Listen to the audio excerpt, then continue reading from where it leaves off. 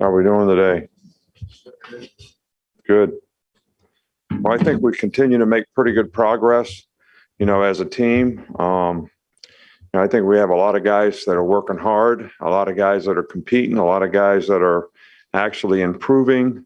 And I think one of the points that I continue to make with the players is their ability to stay focused on what they need to do to improve, to sort of self-assess where they are and go work to improve on the things they need to improve on.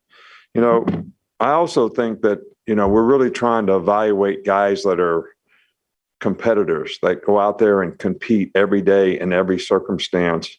We do some competition drills sometime in practice, and it's amazing how guys sort of rise up, whatever, and, really compete in those drills. But yet in the practice reps, they don't have the same energy. They don't have the same intensity. They don't have the same focus. I think what's really important is you don't get in the mode of enduring practice, that you look at every rep in practice as an opportunity to compete, and you respect the other player. So if he's competing against you and he's doing the best he can and you're doing the best you can to win your box, whatever that is, whether you're playing defensive line, offensive line, corner, receiver, it doesn't matter, that you're really trying to make the other guy better, because you're playing hard against him, he's playing hard against you, and you respect each other for that. I think that goes a long way in helping build respect and trust on the team when guys do that. I think it helps team chemistry.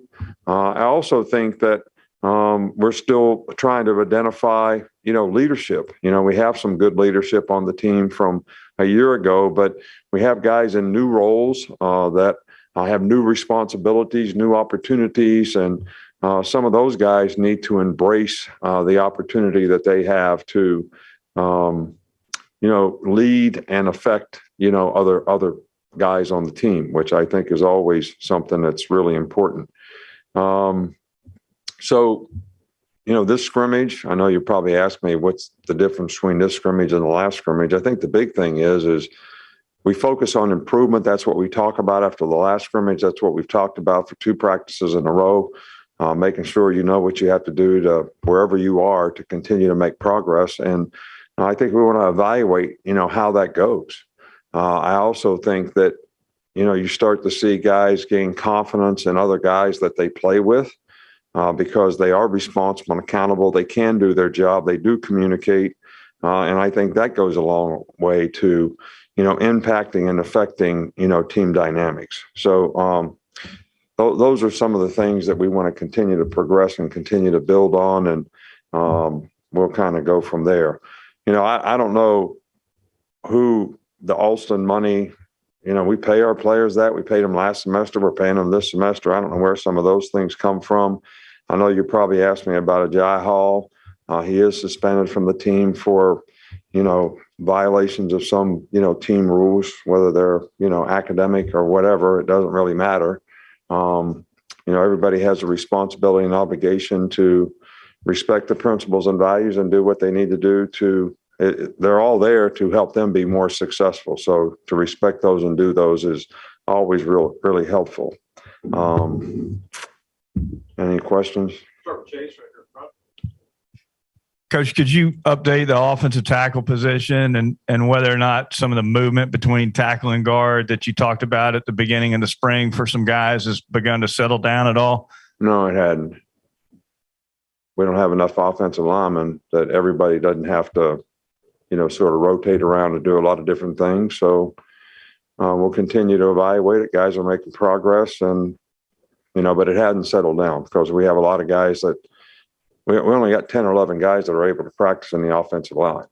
All right. So we're trying to practice 3 or 4 teams a guy. So guys have to mix and match. We have 7 guys per group and they have to rotate around.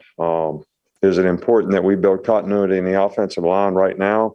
I think the diversity that we gain from the experience that guys get at various positions is probably more important right now than worrying about what you're worried about. But, we do have some guys that are making progress at tackle, and hopefully they'll continue to improve throughout the spring.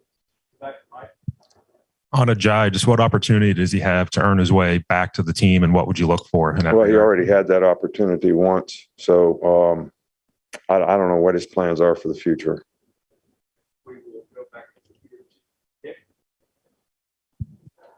Yeah, how have you seen the younger cornerbacks like Kool-Aid and Kyrie obviously getting that experience late last year? How have you seen them develop early in spring?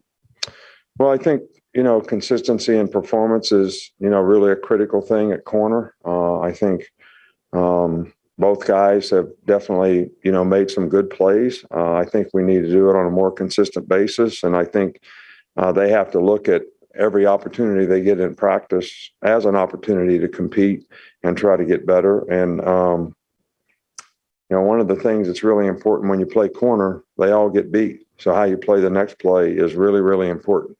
You got to have resiliency when you play that position so you can stay focused and not get frustrated, not get emotional, control your emotions, be able to focus on the next play. And that's what makes great competitors at that position. So those guys are making progress. Hey, Coach, what was the message that you wanted to get to Trey Sanders last season when he was recovering from his injuries, last offseason? Excuse me. Well, Trey's done a remarkable job to overcome all the adversity that he's had to overcome. I think the big thing that we tried to do was be positive, with Trey because it was an uphill battle for him. And there was times where he would get a little frustrated, but all in all, he was extremely positive. He worked hard. He went through, tons of difficult days because he had to fight through a lot of not only injuries, but the pain that went with those injuries in rehab and coming back.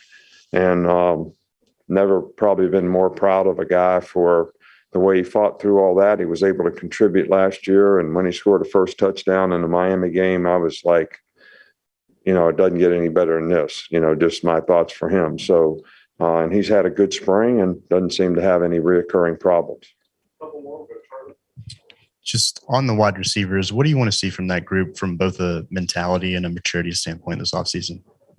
Well, consistency and performance is still, the most critical, part of playing any position. And it's no different at that position. And I think we have, enough guys that have the skill level that we need to have.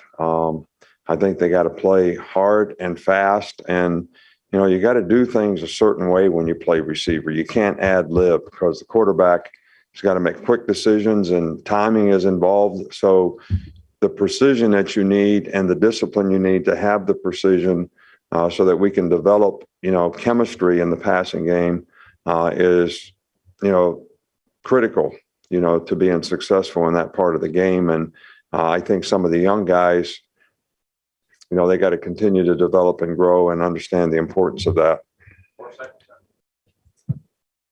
What have you seen from Jaheim Oatis already? And then when you see a guy make a transformation like that, physically, how encouraging is that during his time with y'all?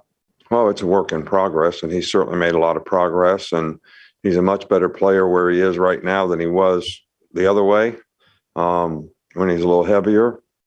But he's making progress. But like a lot of young guys, for them to play fast, they have to have confidence and knowledge of knowing what to do, how to do it, why it's important to do it that way so they can play fast. And I think a lot of young players go through that sometimes, but he has flashed a lot of ability. He is hard to block. And we're excited about having the opportunity to continue to work with him. All right. Thank you.